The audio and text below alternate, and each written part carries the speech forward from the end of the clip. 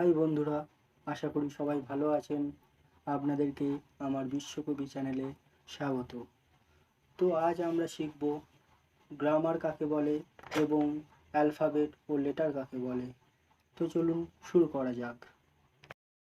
আদিম মানুষ পশুর মতো অর্থহীন শব্দের মাধ্যমে নিজেদের মধ্যে ভাবের আদান প্রদান করত, কিন্তু ক্রমেই সে নিজেই তৈরি করে নেয় ভাষা, যার সাহায্যে আরও ভালোভাবে এবং স্পষ্টভাবে নিজেকে প্রকাশ করতে পারে।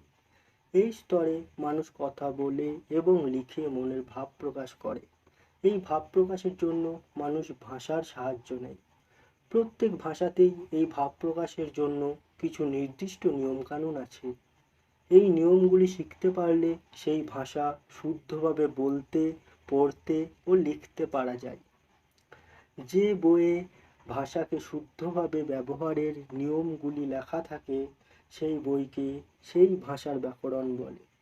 সুতরাং যে বইয়ের মাধ্যমে ইংরাজি ভাষা শুদ্ধভাবে বলা, পড়া বা লেখার নিয়ম শেখা যায় সেই বইকে আমরা বলতে পারি ইংরাজি ভাষার ব্যাকরণ বা ইংলিশ গ্রামার।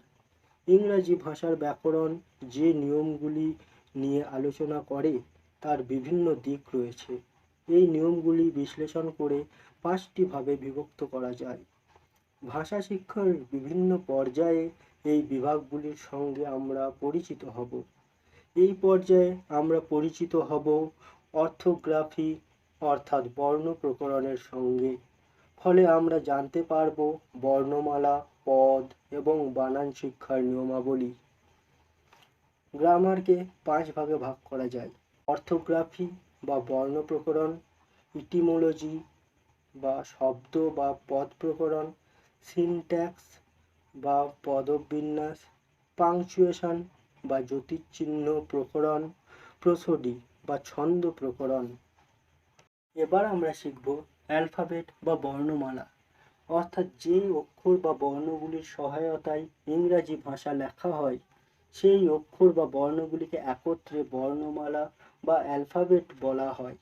ইংরাজি বর্ণমালায় বা অ্যালফাবেটে মোট 26টি অক্ষর বা বর্ণ রয়েছে, যথা A, B, C, D, E, F, G, H, I, J, K, L, M, N, O, P, Q, R, S, T, U, V, W, X, Y, Z.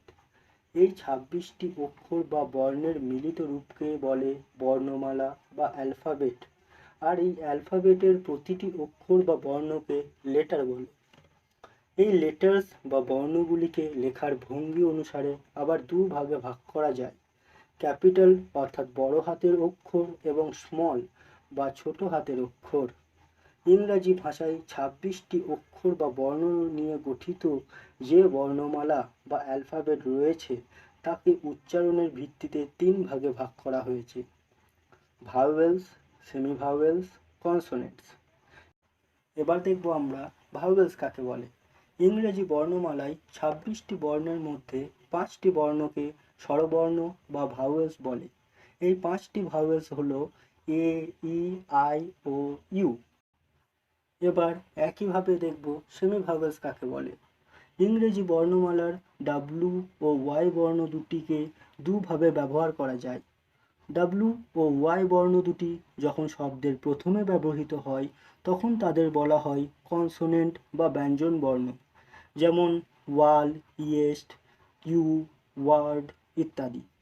কিন্তু ওই ডাব্লু ও ওয়াই বর্ণ দুটি যখন কোনো শব্দের শেষে ব্যবহৃত হয় তখন তা ব্যবহৃত হয় ভাওয়েল বা স্বরবর্ণ রূপে, যেমন কাউ, স্কাই, লে ইত্যাদি।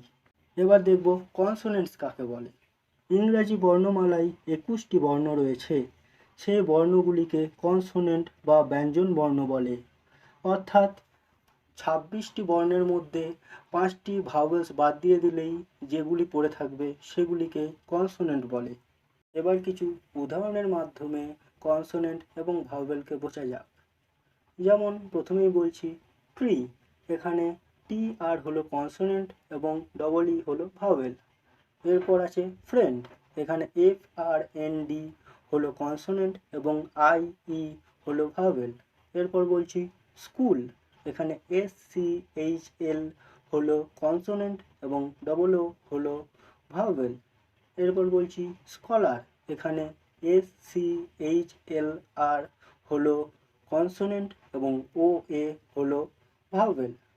অর্থাৎ এইভাবে আমরা ভাওয়েল এবং কনসোনেন্টকে আলাদা আলাদা করে লিখতে পারি।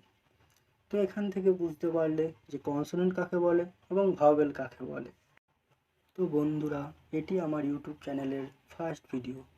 তো এমনি আরও ভিডিও দেখার জন্য চ্যানেলটিকে সাবস্ক্রাইব করবেন এবং যদি ভিডিওটি ভালো লেগে থাকে তাহলে লাইক, কমেন্ট এবং শেয়ার করবেন। ধন্যবাদ।